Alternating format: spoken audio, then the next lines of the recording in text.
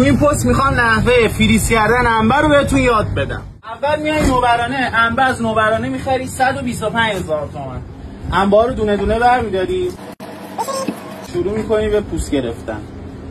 بعضیا برمیدارن انبر رو همین شکلی که هست میذارن تو فریزر، اینجوری انبه سیاه میشه، به 2 ماه نکشیده تو فریزر سیاه میشه. درست‌ترین و بهترین روشش رو دارم بهتون آموزش میدم دوستان.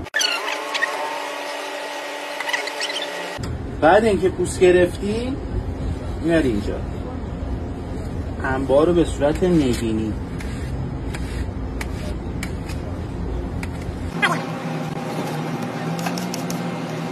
انبارتونه که خورد کردید 3 الی 4 ساعت میذارید تو فریزرتون. من جای شما باشم گوشتمو از فریزر میارم بیرون، انبه میذارم سرش، کلا اینقدر جا میگیره.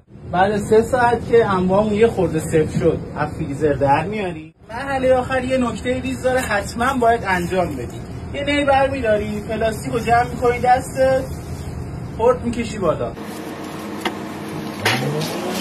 به همین قشنگی و تمیزی. این روشی که بهت یاد دادم 2 سال انبت میمونه، اصلا هم سیاه نمیشه، فوق العاده همینجوری تازه میمونه، از هم جداست. میخوای 2 تیکه 3 تیکه 4 تیکه برداری بندازی تو شیکرت، راحت میتونی برداری.